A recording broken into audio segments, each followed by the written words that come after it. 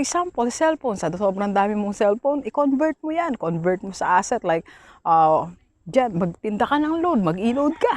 Di ba? Ang dami naman. You go to TPC, madami nagpapa-advertise sa akin, Unified TPC. Di ba? Or, gusto mo gamitin mo sa isang online store mo na pang eto lang to. Di ba? So, madami tayong pwedeng gawin, madami tayong pwedeng i-convert sa bahay natin.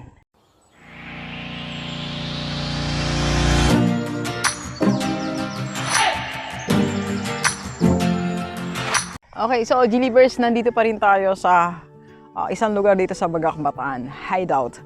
Isa siyang resto na more on coffee, na nasa malayong lugar siya ng Bataan. Balanga kasi, so it took us parang like 30 minutes, no? 40 minutes to be here. Tapos, tagong lugar siya, kaya nga siya Hideout. Alam niyo, ang ganda kasi ng concept ng negosyo na to, na pwede nating i-apply sa sarili natin para magkaroon tayo ng negosyo. Ito yung binanggit ko kanina and I think one of my vlogs, parang may nabanggit akong concept. That is convert. Convert. Alright? So, mag-shift or palitan ng konsepto, palitan ng gamit. Okay? Convert. Mag-iba. Ibahin. Okay? Ang purpose, ibahin ang gamit. Okay? For example, ganito. Ito itong lugar na to, ano lang daw to? Bakanting lote. Alright? Bakanting lote, kinonvert niya into resto. So ngayon, meron siyang negosyo. Di ba? So ngayon, meron siyang pinagkakakitaan. Kasi isa po siyang OFW na siyempre, nawalan ng work. Pero ngayon, eto, nag-iisip siya na magkaroon siya ng ganitong negosyo. Nag-convert. Okay, yon. Okay, so, so kinonvert niya to para siya magkaroon ng negosyo. So ngayon, meron siyang income. Tapos nabigay niya pa ng work yung mga kaibigan niya, kamag-anak niya. Sila yung nagluluto, nagmamanage, nagsiserve dito. Alright? So, Gilibers, ito yung brief or munting challenge ko sa inyo. Ano yung property meron ka ngayon na pwede mong i-convert para magkaroon ka ng income? Right? So, it can be similar thing. Baka meron ka rin bakanting lote, i-convert mo, iparent mo, gawin mong coffee shop. Dok, malayo. Ito nga, napakalayo eh. Ang tao nasa malayong lugar pero napupunta dito because of the concept. Ganda mo na lang concept, di ba? Paagalingan ng concept, kapatid eh. Yun yung labanan dyan eh, yung idea. Okay? Yung innovation, yung innovative idea mo. Okay? So, bakanting lote, use it, okay? Kung meron kang extra naman na sasakyan, convert. Convert mo sa service. Convert mo into something na kumikita.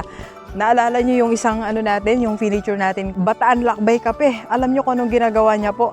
So, binibiyahe niya gamit ang kotse niya. Yung sasakyan niya na, hindi ko alam kung paano yung payment, nabili niya na ba yun, ano? So, liability kasi yun eh. Babayaran mo, gagasolinaan mo, pero kinonvert niya into asset. So, naging service ng coffee niya. Nandun yung coffee niya, tapos ilalatag niya lang sa daan o kung saan may space. Alright? So, ano pa meron tayong mga pwede nating i-convert? Sa bahay, baka meron kang bakanting room, bakanting space. Convert mo into home office, convert mo into one business, mag-virtual assistant ka doon, kumuha ka ng kliyente mo, kung meron ka mag-edit, magturo, mag-zumba, ano mga skill mo, yun doon ng area mo, home office. Diba? Or gusto mo naman, space na yan, pwede mong iparent. May isang room o may isang bakanting space, tapos meron tabi ka ng daan, iparent mo yung kapirasong yan. Diba? Or gawin mo siyang working area mo for your project. Kung gusto mong magsulat, kung gusto mong, meron kang gustong bagong aralin na isang bagay. So, dyan, that's my working area para kumita ako dyan. Okay? So, ano pa, yung mga gamit mo. For example, sobrang dami mong camera. Di ba sabi ko nga, marami kang camera, hindi ka naman vlogger. Di ba? I-convert mo yan. Mag-picture-picture ka, i-share mo, or whatever, kung anong gusto mo gawin. Meron siyang negosyante, meron siyang online store, di siya marunong mag-picture, mag-volunteer ka. Gusto mo, picturean ko, bayaran mo na lang. Di ba? O gusto mo, gawan kita ng video para sa products mo, tapos upload mo. So, di ba? Napakinabangan mo yung camera mo. Alright? For example, cellphone. Sa sobrang dami mong cellphone, i-convert mo yan. Convert mo sa asset like, dyan, magtinda ka ng load, mag-i-load ka. Di ba? Ang dami naman. You go to TPC, madami nagpapa-advertise sa akin, Unified TPC. Diba? Or, gusto mo gamitin mo sa isang online store mo na pang eto lang to. Diba? So, madami tayong pwedeng gawin, madami tayong pwedeng i-convert sa bahay natin. Alright? Kahit nga tao, minsan pwede mo i-convert yung mga kaibigan mo, di ba? I-convert mo yung mga kaibigan mo sa into something like business partnership, fellowship. Diba? So dati, nagkukwentuhan kayo ng maraming bagay kung ano-ano, pero at the end of the day, after yung magkwentuhan, wala man kayo natapos na anything. So kung 5 kayo, 6 kayo, magkwentuhan kayo, convert that fellowship, convert that conversation into business idea. So sabihin nyo, sige, simulan kaya natin to, di ba? Parang ginagawa ni Kier. Si Kier, marami na yung na-convert na buhay, di ba? So, ngayon, you are into trading, di ba, Kier?